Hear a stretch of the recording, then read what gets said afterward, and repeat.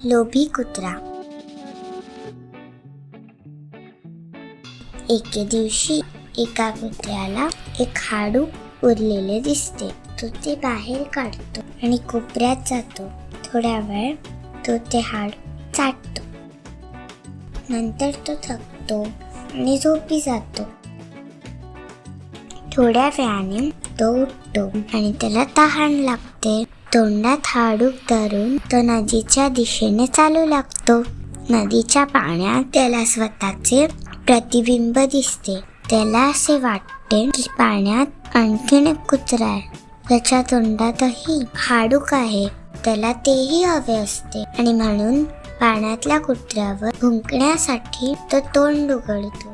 त्या क्षणी त्याच्या तोंडातील ते हाडूक नदीत पडते. हवळेपणामुळे कुत्रा गमावतो. कथेचं तात्पर्य अति तेथे माती. आजची गोष्ट आहे ससा आणि कासव. ससा नेहमी कासवाला हसायचा, कारण कासव हळूहळू चालायचे. एक दिवशी त्यांनी पळण्याची शर्यत लावली. शर्यत सुरू झाली.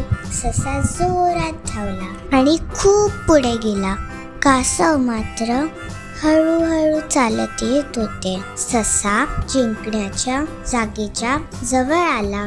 त्याने मागे पाहिलं तर त्याला कासव कुठे दिसलंच नाही. त्याने विचार केला, चला, कासव तर इतक्यात येणार नाही, आपण थोडा आराम करूया.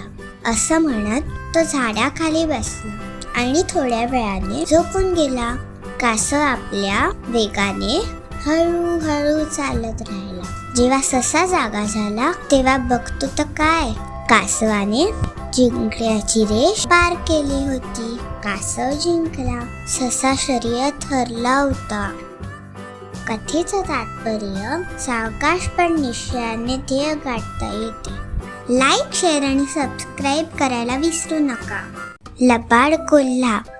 आज मी तुम्हाला कावळ्याची गोष्ट ऐकवणार आहे.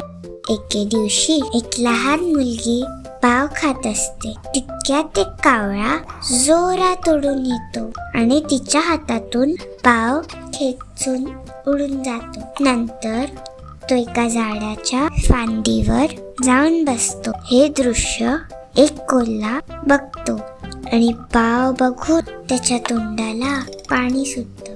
तो झाडाखाली येतो आणि कावळ्याला म्हणतो, तू किती सुंदर दिसतोयस आणि तुझा आवाजही गोडच असेल, मला एक गाणं ऐकवशील का?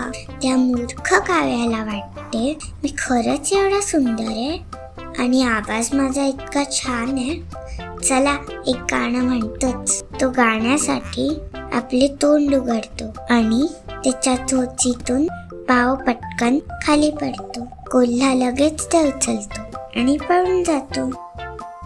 कथेचं तात्पर्य, स्वार्थी माणसाच्या गोड बोलण्यावर विश्वास ठेवू नये.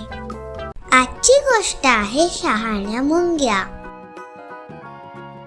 उन्हाळ्याचे दिवस होते. वातावरण प्रसन्न होतं.